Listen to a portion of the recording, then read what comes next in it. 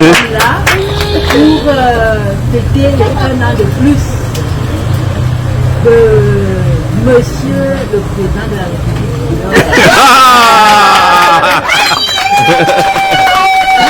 Il n'est nul autre que mon cher petit frère. Voilà. Famille, nous allons te souhaiter tout ce qu'il y a de meilleur. Santé, réussite, prospérité, bonheur et que Dieu te protège. Amen.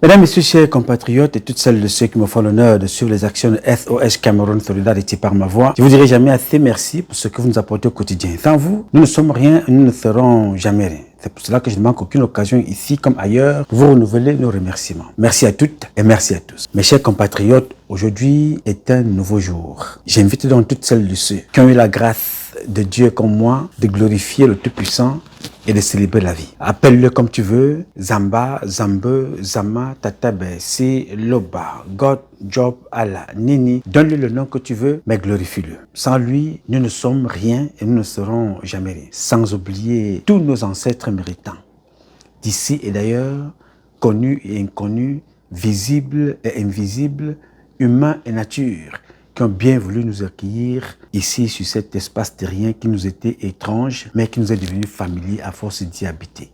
Nous leur disons infiniment merci à toutes et à tous. Mes chers compatriotes, je voudrais rapidement vous entretenir sur une actualité du jour, qui n'en est pas une, hein. Ce n'est pas une actualité, mais c'est un fait divers qui n'est pas différent des autres. Il y en a deux. Nous allons commencer parce qu'ils ont été combinés, ils sont arrivés presque au même moment. Mais il y a l'un qui a eu fait, il y a un moment maintenant, on nous a présenté un monsieur comme étant celui-là qui est allé à la présidence de la République. On nous a présenté un Camerounais comme étant celui-là qui est allé à la CRTV présenter une fausse nomination, un décret de nomination signé des mains du président de la République du Cameroun. Ça fait la une des journaux. Ça a été publié, ça et là, vous avez eu l'occasion de voir ça. Le document que vous voyez là, nous faisant comprendre que certains, il y en a deux, il y en a plusieurs même d'ailleurs, un autre qui nous fait comprendre que le monsieur avait un faux décret présidentiel qui désignait Oswald Baboké comme président, mais un autre document comme étant le nom de quelqu'un d'autre que vous voyez sur ce document-là. Mais je tenais à vous dire ici, mes chers amis, que c'est de la pure manipulation. Ça n'a rien à voir avec un faux décret signé par le président de la République ou un vrai décret signé par le président de la République. Pour ceux qui connaissent le fonctionnement de la présidence, le décret présidentiel signé des mains du président a un très long parcours avant qu'il ne sorte du palais. Et ce n'est pas un lambda qui doit le prendre pour amener à Charles Ndongo ou à je ne sais pas trop qui. C'est de la manipulation parce que les gens cherchent quelque chose à déclencher, à distraire, à détourner l'attention. Voyez-vous? Donc, je vous rappelle que ceux qui ont fait le tapage là-dessus, c'est aussi ceux qui sont régulièrement payés pour vous publier dans les réseaux sociaux les listes des nominations signées par Paul Biya. Et c'est un business pour la plupart d'entre eux. Souvenez-vous, il y a certains qui vous disent que il y a certains dans la famille du président qui promettent à certains membres du gouvernement leur maintien au pouvoir, en poste. D'autres qui font croire qu'il y aura de nouveaux entrants au gouvernement. Pour cela, vous devez payer. Il faut payer. Tu payes des centaines de millions. Ces centaines de millions-là ne rentrent pas dans la caisse de l'État, rentrent à la caisse de celui-là. Comme dit-on régulièrement, tout bon menteur vit aux dépens de celui qui l'écoute. Alors, une fois que la fausse liste est publiée, mais la personne reviendra vers vous, vous dit, mais attends, c'est pas possible. Mais ton nom y était, figurait. Tu as compris que tu devais remplacer Ngongo, tu devais remplacer Mvondo Yolo, tu devais remplacer Oswald Baboké, tu devais remplacer Margangele, tu devais remplacer Galaxy Toga, tu devais remplacer Luc Paul Motazé. Mais c'est toi qui étais à l'enseignement supérieur, mais c'est toi qui étais à l'enseignement secondaire, mais c'est toi qui étais à la DGRE, c'est toi. Mais comme c'est sorti, tu connais le président de la République. Mais je ne t'apprends pas l'homme. Mais quand ça sort comme ça, c'est mort. Franchement, je suis mal, je suis vénère. Je ne suis pas bien, dans ma peau. Parce que tout était fait, il avait déjà presque signé. Mais ça a fuité. Et vous savez, quand ça fuite comme ça, il n'y a plus rien à faire. Vos 300 millions sont dans le baba. Vos 300 millions sont dans l'eau. On n'en parle plus. Maintenant, vous avez aussi des relais de ce comportement-là dans nos réseaux sociaux. D'une façon ou d'une autre, ils publient aussi. Et ce sont les premiers à venir vous faire comprendre que nous avons échappé de justesse à un coup d'État constitutionnel. Quelqu'un a failli faire nommer un vice-président. Vous imaginez? Mais ça nous a échappé de peu. Et ils sont sérieux quand ils font ça. Vous les voyez là, ils sont le breaking news. Chacun s'assoit, il prend son téléphone là, de 3 balles, il dépose, il commence à raconter sa vie. Comme si c'était le cas, ils allaient faire quelque chose. C'est-à-dire, ils se comportent comme si une telle chose arrivait, ils allaient agir, ils allaient, changer la donne. Mon cher ami, si vous n'avez pas pu agir sur une femme, la femme du président de la République qui humilie les institutions tous les jours, humilie son mari tous les jours, le garant de la Constitution n'est plus maître de lui-même, physiquement, peut-être intellectuellement, ça tient encore, mais physiquement, sa femme démontre qu'elle le malmène, voire même peut-être le tabasse. Je vous ai montré une vidéo ici, là où Chantal Biya pousse son mari qui marche à peine, elle le pousse pour qu'il marche. Personne ne bouge d'un peu. Vous croyez que c'est... Si on lisait un faux décret, toi qui viens raconter cette histoire-là, tu allais faire quoi? Tu allais dire, ah non, je vous avais dit ça ici. Je vous avais dit que c'est ce qui devait arriver. C'est ce que tu vas dire, n'est-ce pas? Non, monsieur, soyez sérieux. Vous avez amené trop de désordre dans le combat. Vous êtes arrivé dans la diaspora hier soir. Organisez-vous, les gars. Ce que vous faites là ne sert à rien. C'est même honteux. Très honteux. Parce que ceux qui savent le fonctionnement de la présidente de la République, on peut reprocher n'importe quoi, ils savent automatiquement que ça ne se passe pas n'importe comment. Ça ne se passe pas comme vous pensez là. Vous avez trop manipulé, vous êtes trop agité. Reconstituez-vous en vrai combattant ou en vrai activiste que vous êtes ou en influenceur. Renvoyez votre copie. Tout simplement. Vous avez fait la même chose, vous avez amené les enfants derrière Issa Chiroma. Vous l'avez amené derrière Kamtomori. Vous êtes bloqué partout. Changez de stratégie, les gars. Une seule main ne grimpe pas sur un arbre. Une seule main n'attache pas un main. Revoyez votre stratégie. Parce que Chantal Biya et le groupe Nanga sont dans leur logique. Ils veulent la guerre. Ils veulent le désordre. Ils veulent pousser les Camerounais à bout. Du côté du président de la République aussi, ils veulent la guerre. Ils veulent pousser les Camerounais à bout. Avec le comportement de lui, Paul Motazé, c'est ce qu'ils recherchent. Et vous, qui avez plus de flexibilité, vous êtes plus libre pour vous organiser. Vous rentrez dans leur logique. La manipulation le matin, la manipulation le soir. Oh, breaking news. On a échappé à un coup d'État. On a échappé à un coup d'État constitutionnel. On a failli nommer ceci. On a failli nommer cela. Chaque jour, on nomme. Ça se passe devant vous. Chaque jour, Ngongo a nommé le dirigeant de Kotko. Ils ont brûlé Sonara. Il a pris le patron de la Sonara. Il l'a envoyé à Kotko. Il a pris celui de Kotko. Il l'a envoyé à la Sonara. Enquête classée sans suite. Vous avez fait quoi? Nous avons fait quoi? Rien. Bavarder, raconter nos vies.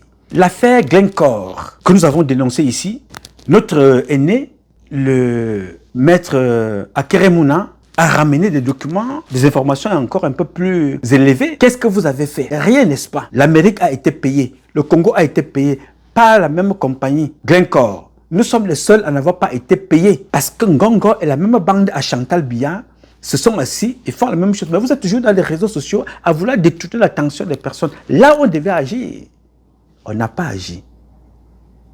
Chantal Biya a ses enfants qui sont déjà dans des compagnies pétrolières, y compris son père qui l'a reconnu. Là, le jour où elle s'est mariée, on est allé prendre, on ne sait même pas si c'est son vrai papa. Je parle biologique parce que l'enfant n'est pas l'enfant de quelqu'un.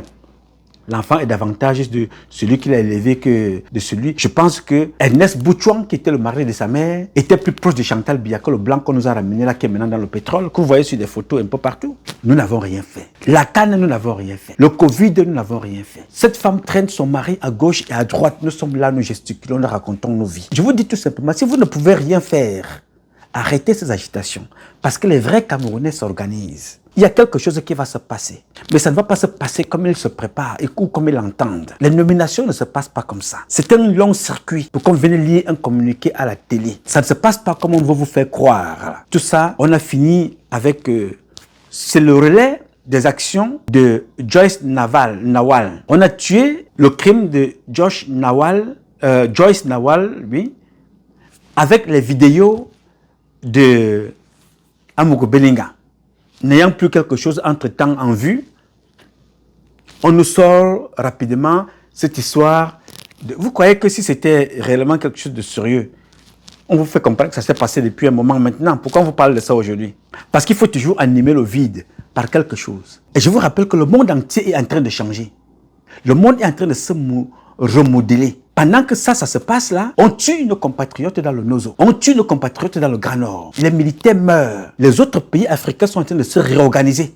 Nous sommes dans la gesticulation des fausses nominations, des faux décrets. Who cares? Who cares?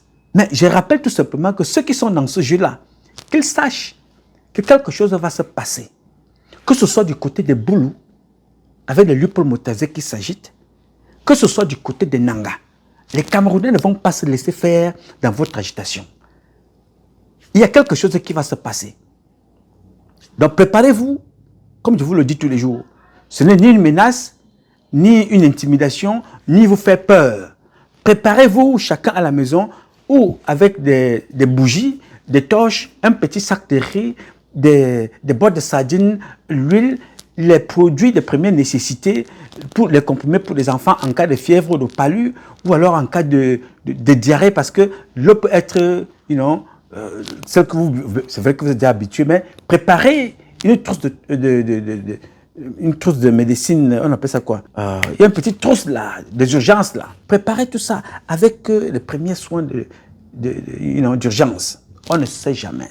Parce que les gens là sont en train de tout faire pour que quelque chose se passe. Et ça va se passer. Mais ça ne va pas se passer comme ils entendent. Nous n'allons pas nous laisser faire. Hein. Non, on ne va pas se laisser faire. Parce que Lupo Motazé s'attaque aux militaires, comme je vous ai dit il n'y a pas longtemps. Lupo Motazé était à Douala pour arrêter la drogue. Lupo Motazé était au nord pour arrêter les armes. Lupo Motazé, aujourd'hui, nous parle des militaires et leurs allocations. De l'autre côté, Ozate Baboke et Ngongo Ferdinand sont dans les nominations.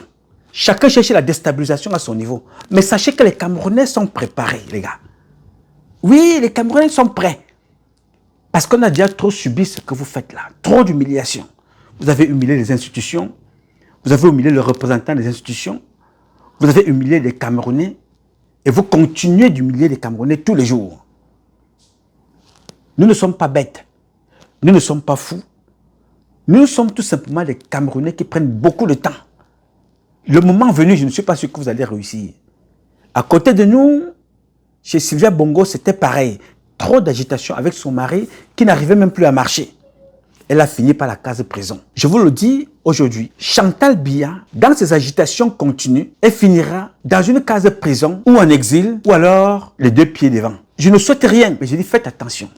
Voilà donc le deuxième volet. Voilà cette femme qui nous dit être la première dame du Cameroun, qui n'a pas de scrupules, qui n'a aucun souci, ni pour elle, ni pour ses enfants, ni pour son mari. Des comportements de parvenus, trop agités. Qu'est-ce que c'est qu'une femme d'un chef d'État dans un pays où les Camerounais pleurent tous les jours, dans un pays où les femmes sont violées, dans un pays où les médecins sont assassinés, les femmes sont tuées dans les hôpitaux, dans un pays où on meurt encore en allant donner la vie et on perd la vie. La femme du président de la République du Cameroun, la seule chose qui lui reste à faire, c'est d'aller s'exhiber, aller se filmer à côté des voitures. Elle sait qu'on va parler, mais il faut qu'on en parle toujours.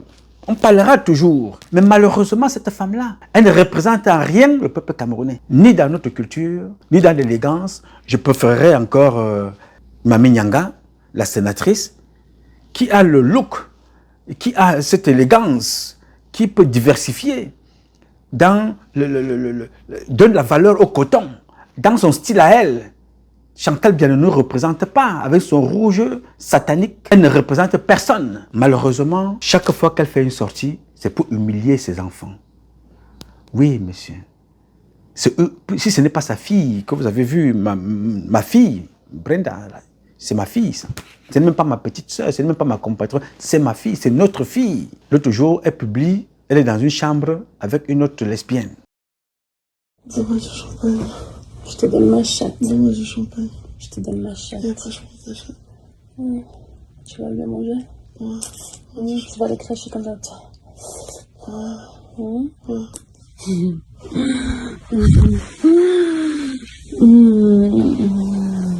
Non, vas-y.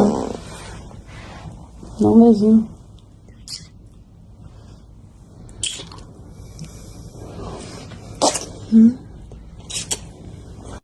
Touche ma chatte. On n'a pas fini avec elle. C'est sa maman qui sort de l'autre côté. Elle s'est filmée avec son fils. Dont on voit, quand on le regarde, on sent qu'il n'est pas dans son état normal. On ne sait pas qui a gâté les enfants, si ce n'est pas leur propre maman. Vous dites ça ici, ce n'est ni manquer le respect à qui que ce soit, mais de vous décrire une situation que vous voyez et que tout le monde regarde comme ça. C'est-à-dire que non seulement ça se passe dans notre pays, ça se passe devant tout le monde, ça se passe avec les Camerounaises, les enfants du Cameroun. Oui, monsieur. On ne voit Chantal Biya que quand il faut fêter. On ne voit Chantal Biya que quand il faut danser. Les baptêmes, les anniversaires, l'anniversaire de son mari, l'anniversaire du parti, l'anniversaire de sa fille, son anniversaire à elle, les mariages. On ne voit Chantal Biya que là où il y a l'alcool, il y a quelqu'un qui m'a dit que cette femme-là se drogue. Oui, ça ne m'étonnerait pas.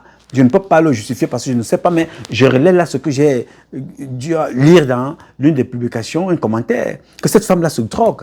On n'a jamais vu un être humain aussi inconscient, aussi, elle est tellement maladroite qu'on se pose la question, quelle est cette femme-là qui manque de tenue? On ne peut pas être bête à ce niveau. On ne peut pas être inconséquente à ce niveau. C'est-à-dire, je ne sais pas si c'est l'insouciance, c'est l'inconscience. À un certain moment, il faut le comportement. Le pays va mal, le monde est en train d'aller très très mal. Pendant que les autres sont en train de se remettre en place pour ce qui arrive dans le monde, notre première dame, Marie-Madeleine, elle est dans la débauche. Si ce n'est pas son mari qu'elle humilie publiquement avec un Ngongo Ferdinand, c'est sa fille qui va débarquer au Cameroun avec une association de prostituées. Si ce n'est pas sa fille, c'est Chantal Biya, à la place des fêtes, elle pose la tête sur son mari comme un enfant. Si ce n'est pas la main qu'elle pose sur la tête, il faut soulever les mains de son mari. Si ce n'est pas soulever les mains de son mari, il faut le pousser. Tout ça, on regarde, on vient commenter. On attend que ça arrive à quel niveau? Et dans tout ça, dans toute cette bêtise-là, elle est avec certains membres de la famille du président. On rigole comme des pingouins, comme des grenouilles, comme des trapeaux, comme des imbéciles. Je n'ai jamais vu une telle honte. Jamais de la vie. Moi, je n'ai jamais vu une telle honte se manifester. Un tel comportement.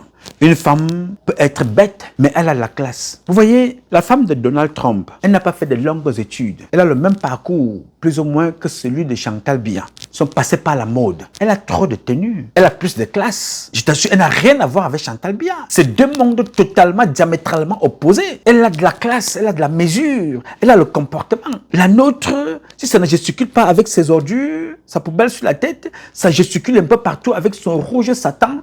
Mais on se pose la question, comment avons-nous fait pour mériter ça? Comment avons-nous fait? Voilà les deux problèmes que nous avons aujourd'hui dans la société. Chantal Biya et les Nanga. Mais je vous rassure, ici ce que je vous dis là, je suis en train de vous décrire une situation qui va arriver. Rien n'empêchera ce qui se prépare. Parce que c'est ce qu'ils veulent, le chaos. Ils veulent que le chaos, afin que chacun puisse sortir de son sac ce qu'ils ont caché. Ils seront servis. Oui, monsieur, ils seront servis. Dans les deux camps, ils ne vivent que de la manipulation. Rien d'autre ne les anime.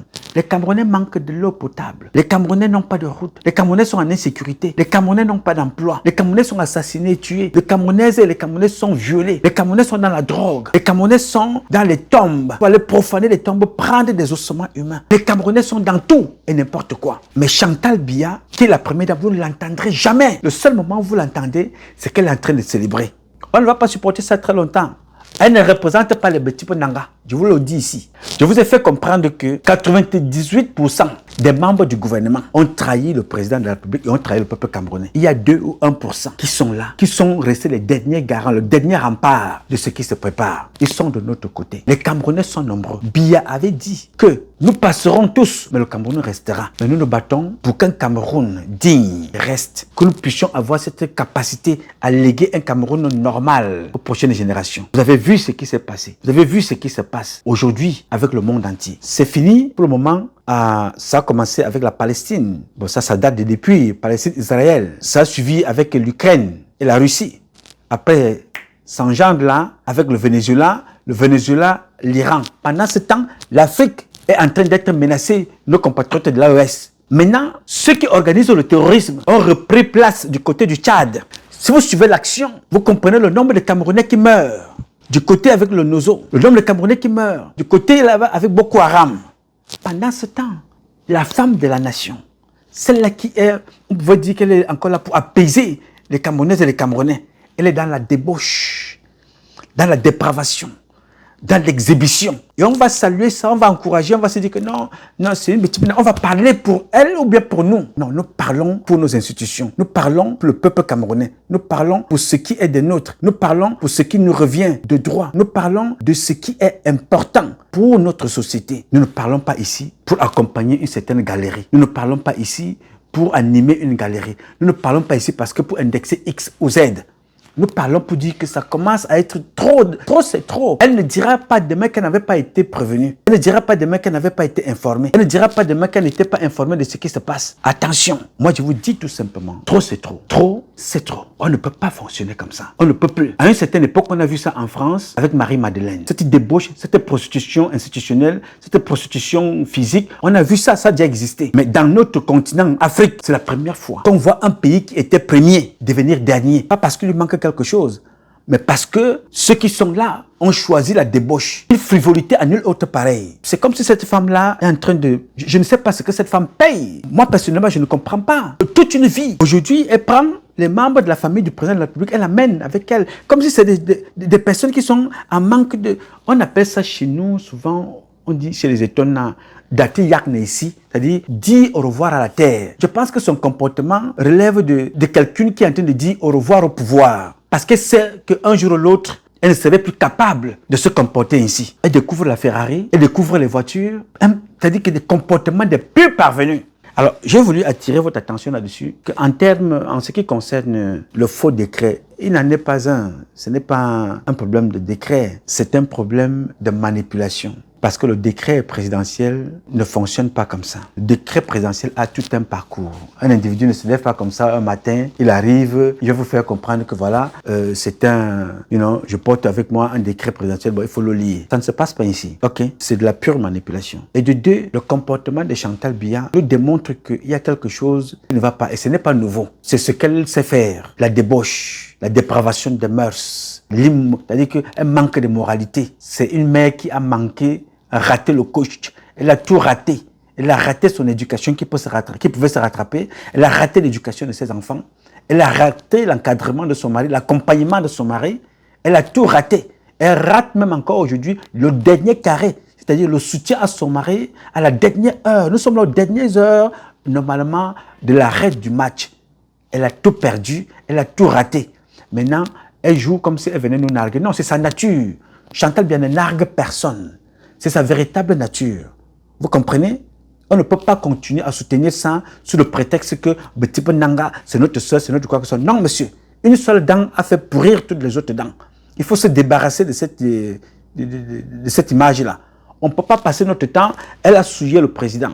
Elle a souillé le père. Elle a souillé le patriarche. Elle a souillé le chef de l'État. Elle a souillé le chef suprême des forces armées. Elle a souillé son propre mari, le père de ses enfants, le chef traditionnel. C'est une femme qui ne nous représente pas. Elle est nulle, elle est zéro, elle est walloup. Il faut apprendre à le dire. Nos femmes sont respectables, nos femmes sont respectueuses, nos femmes sont dignes. Elles n'ont pas tout ce qu'elles auraient voulu avoir, mais elles sont dignes de ce que Dieu a permis qu'elles aient, faire des enfants, accompagner leur mari. Celles-ci ne nous représentent pas. Elles ne représentent même pas le président. Mais en même temps, je ne peux pas condamner le choix d'un père, c'était son choix. Mais je suis libre de dire qu'elle ne représente pas les valeurs d'une femme de chez moi. Donc je ne la reconnais pas comme telle. Mais je ne l'ai pas choisie. On dit souvent chez moi, là, tu finis toujours par avaler. C'est le sang de la langue. Quand tu es blessé, là, le sang coule, tu vas cracher, tu craches, tu finiras par avaler. Je ne veux pas la régner. Je ne veux pas vous dire que c'est une bosniaque, ou bien c'est une afghane, ou bien qu'elle sort de Guadalajara. Elle restera ma sœur, mais elle restera une sœur indigne. Il faut lui dire ça, que c'est ce que j'ai dit. Que ça ne va pas changer parce que ce n'est pas moi qui ai décidé ça. Dieu a voulu qu'elle soit de la même région que moi. Elle restera à vie, ma sœur. Ses enfants resteront toujours mes enfants. Mais elle restera une femme indigne, qui n'a ni été digne d'être la femme d'un chef d'État, ni digne d'être une mère. Parce qu'on a vu le résultat de ce que ça a donné. Les 2 enfants qu'elle a, les jumeaux, si les enquêtes suivent, au moins un ira en prison. Franck, lui, il a sa place en prison. Si les choses se passent normalement, elle-même, elle peut gagner la prison très rapidement. Donc c'est une mère indigne.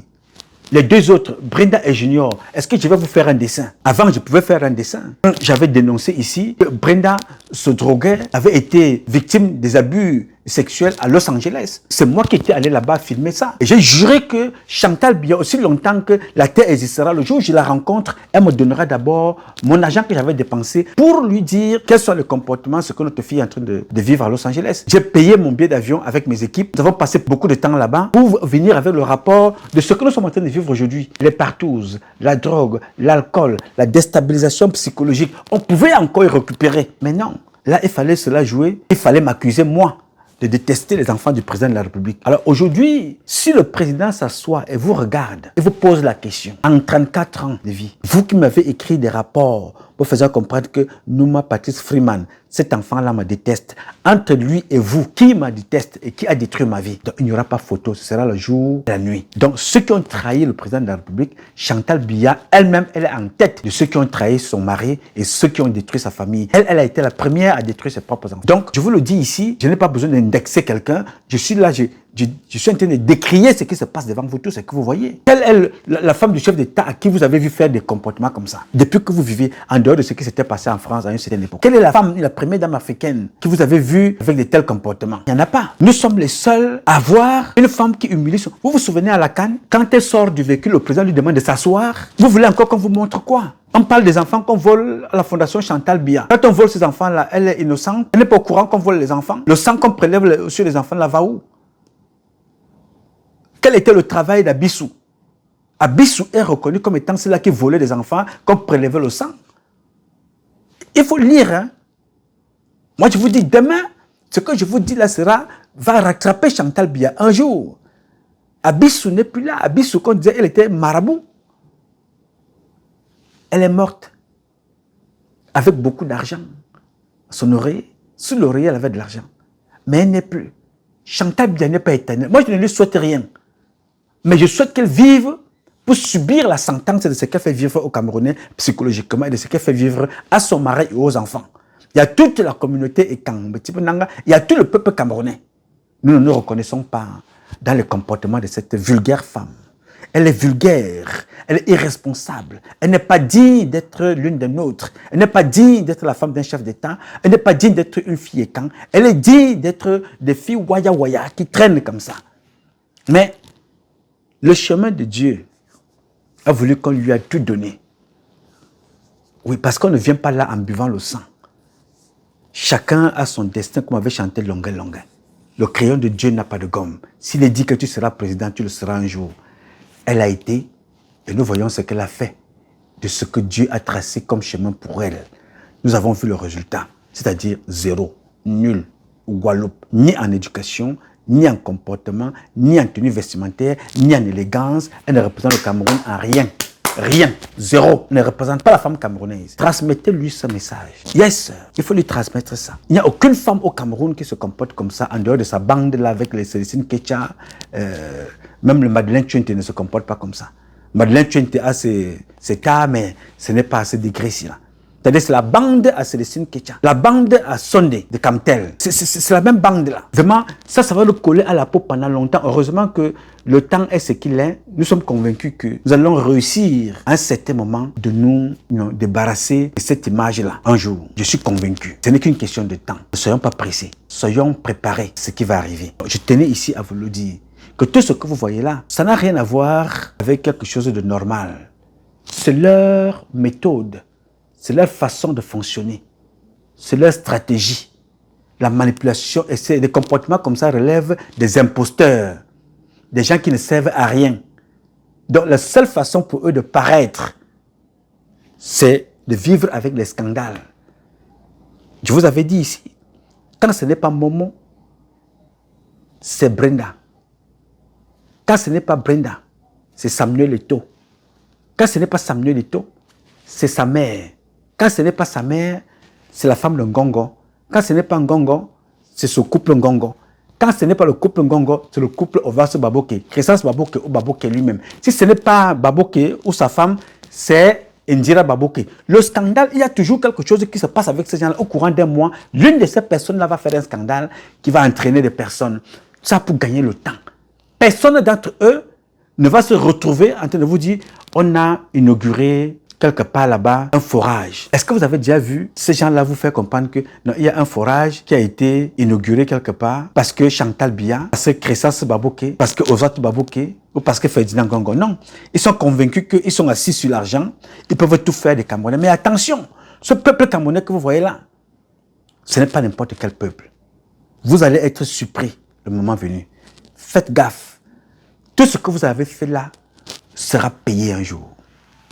Yes, les Camerounais ne peuvent pas verser autant de sang, autant de vies perdues à cause d'une association des bandits et des imposteurs que vous représentez. Non, on ne peut pas supporter ça. À un certain moment, ça va prendre fin. Et de la façon la plus terrible. Si on ne vous le dit pas, moi je vous le dis, à un certain moment, un jour, si ce n'est pas un matin, ce sera un soir. Mais ça arrivera.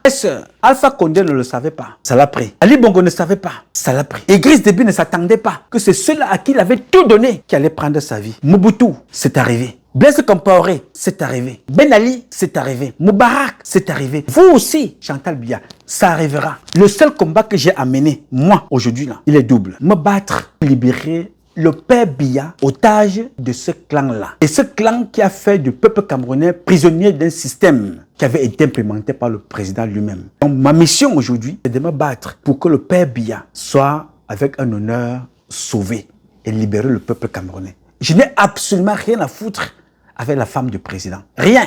Parce qu'elle n'a rien fait pour démontrer qu'elle mérite notre estime. Elle mérite notre soutien. Elle mérite notre accompagnement. Elle n'a rien fait pour nous. Elle ne fera jamais rien. Donc, moi, je ne peux pas me battre pour elle. Mais je suis sûr que le combat arrivera. Mais qu'elle fasse attention. Elle risque de payer très cher pour le sang qu'elle a versé, pour les vies qu'elle a détruites, pour les valeurs traditionnelles qu'elle a humiliées, pour le drapeau qu'elle a souillé et pour l'institution qu'elle a souillé. C'est-à-dire qu'elle a souillé le représentant des institutions qui s'appelle le président de la République. Il est vrai, le président, je n'ai pas grand-chose à faire avec, mais parce que nous savons ce que c'est que cette fonction.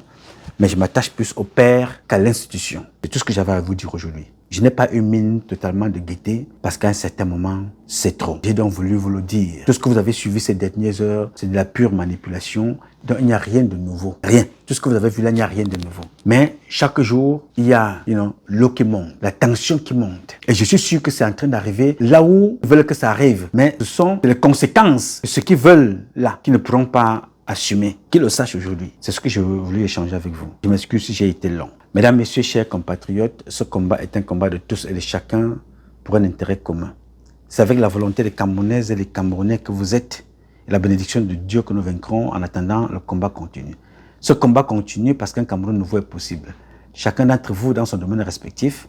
Et c'est ensemble que nous redonnerons à notre pays ses lettres de noblesse. Nous ferons de ce pays la capitale du paradis sur terre. Je sais compter sur vous. Vous pouvez aussi compter sur moi. Aussi longtemps que Dieu me donnera la vie, je donnerai le meilleur de moi-même. Je ne peux pas me décourager. Je suis sûr que nous gagnerons. Le diable n'a jamais gagné. Le diable n'a jamais gagné devant Dieu. Jamais ça n'arrivera pas. Donc Chantal Biya et sa horde et sa bande de vauriens, des imposteurs, ne pourront pas gagner. Ce n'est pas possible. Ça n'arrivera jamais. Les Camerounais et les Camerounaises choisiront le moment venu qui sera leur président ou leur vice-président le moment venu. Il ne sortira pas de ces gens-là. Oui, monsieur, je n'appelle à aucune guerre, mais il y a déjà la guerre. Dans le Nozo, ça se voit, ce n'est pas moi qui suis l'auteur. Dans le Grand Nord, à l'est du Cameroun, avec les Baraka, les anti-Baraka, les enlèvements en plein Yaoundé, les viols, les abus, les assassinats, les crimes, les enlèvements en plein Yaoundé. Ce n'est pas moi. Moi, je me bats pour y mettre fin. Ok? Donc, je suis convaincu que je ne vais pas croiser les bras. Le changement se fera. Alors, vous pouvez compter sur moi. Aussi longtemps que Dieu me donnera la vie, je donnerai le meilleur de moi-même. Je m'appelle Nouma. Nouma Patrice Freeman. Je réponds au 001 551 666 1027. I love you, but God love you more. Thank you.